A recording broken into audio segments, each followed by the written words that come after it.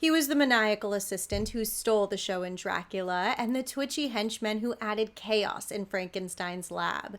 He played some of the creepiest roles in Hollywood history, sometimes even outshining the stars. But then he died on a bus, a forgotten man. Today, most people don't even know his name. Do you? I'm Antonia Carlotta, and this is Universally Me, the channel for all things Universal and classic horror. My family started Universal Studios, they made the Universal Monsters, and they gave the man of the hour, Dwight Frye, some of his most memorable roles. Dwight Frye never wore monster makeup, and he never had top billing, but he still scared millions. He didn't need fangs or bolts in his neck. He had some wild eyes, a distinct voice, and a disorienting smile. He could stir such emotion from audiences in the best and worst ways. So let's talk about what made him brilliant and why Hollywood failed him. Dwight Frye didn't start in horror. Born in Salina, Kansas in 1899, he was actually a trained concert pianist, and he had been seen as something of a teenage music prodigy, so life could have gone very differently for him. By the 1920s, he had turned his attention to acting, and he had gotten a variety of roles on Broadway pretty quickly. I will say, I don't think he was very well liked by a lot of his castmates. I know he would get very hyper fixated on his roles. I think he was like an early example of a method actor, and at best, they thought he was strange. But he was talented, no doubt. He wanted more than the stage, and in 1929 he moved to Hollywood just as the industry was craving Broadway actors who could perform in their new talkie films. He started booking roles very quickly, and by late 1930 he booked Dracula. Let's just take a moment to appreciate what the role of Renfield in Dracula asked of him, because he had to be normal, and then possessed, insane, devoted, terrified, broken, and creepy. Pretty much all at the same time, and he nailed it. Renfield is what sells the horror in Dracula. He's the first victim. He's the warning. Dwight Frye's performance was unhinged and absolutely nuts. He held nothing back. Audiences were obsessed. Critics called him a standout, and Universal instantly cast him again in Frankenstein. This time he played Fritz, the scientist's hunchbacked, sadistic assistant. And I have argued before and fully stand by that I think Fritz is the true monster in Frankenstein. Now, Fritz as a character didn't exist in the original Frankenstein book. It had been created later for stage productions, but it was Dwight Frye that really solidified the role and made it memorable. And every Fritz and Igor and Igor and every other mad scientist helper, they all owe something to Dwight Frye. He had one of the most distinct screen presences in early horror. So what happened? Like, you would think with a breakout like that at the very least he would have a steady career. But by 1935, he had pretty much disappeared from the spotlight. And after Frankenstein, his roles just kept getting smaller and smaller. Not even supporting parts, but just tiny parts. One line, maybe no lines, just blink and you'll miss him.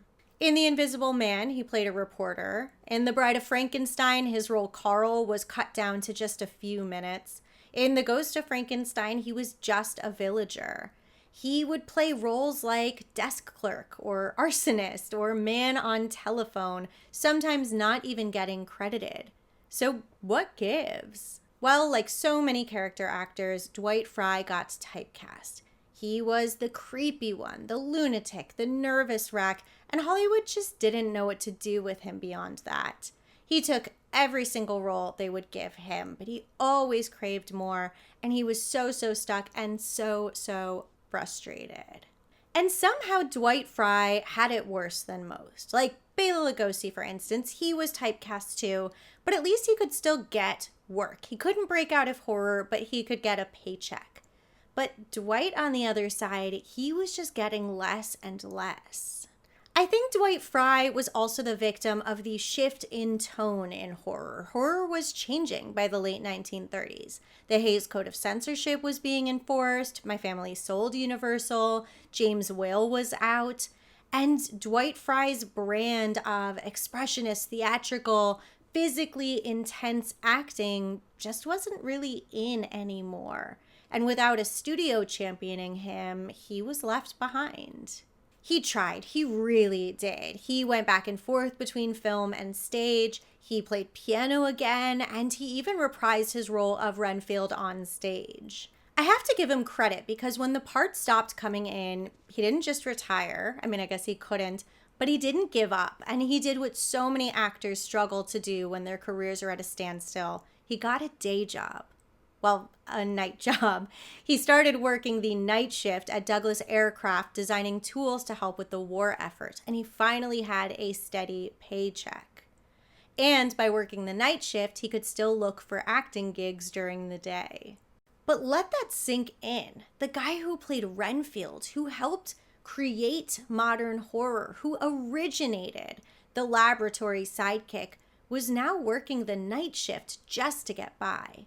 And through it all, he never stopped taking every single role that came his way, and he never gave up hope. He loved acting. He lived for it.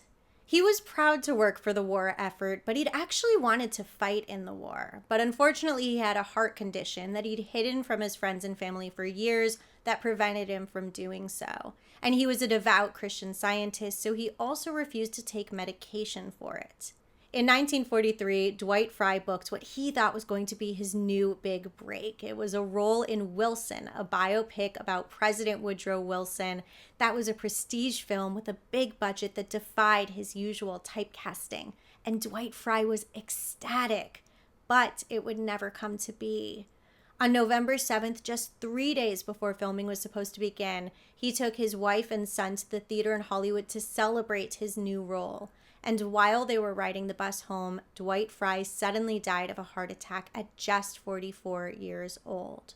And his death at the time, it was hardly a blip on the radar.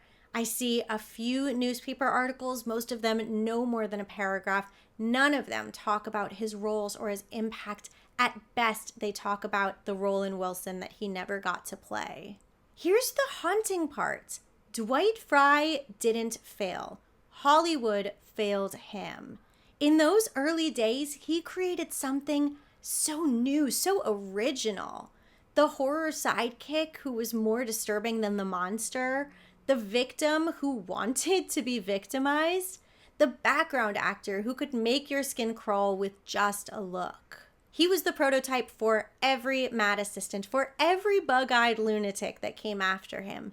He had so much talent, and he was cast aside for what I can only see as a lack of imagination from the industry. He didn't fit the mold. He was a little too intense, and in Hollywood, if they don't know what to do with you, they will just forget you. Today, horror fans are slowly bringing him back to life. Alice Cooper wrote a song inspired by him. I see merch and tribute reels and a Dwight Frye appreciation group on Facebook. And I honestly get a lot of messages from you guys about him. But it's not enough yet. His name deserves to be remembered alongside Bela Lugosi and Boris Karloff. It's not to say that his roles were as big, but his impact strangely was. He wasn't the star, but he brought Dracula and Frankenstein to the next level. Next time you watch Dracula or Frankenstein, pay special attention to Dwight Frye. Stare deep into his eyes, if you dare. And tell me your favorite Dwight Frye scenes in the comments below. Don't forget, if you like these universal and classic horror deep dives, subscribe, like, hit the notification bell. Definitely share this video with someone that you think has never heard of Dwight Frye. Let's get him in the spotlight he deserves. And don't forget, paid members get tons of bonus content. Thank you. Bye.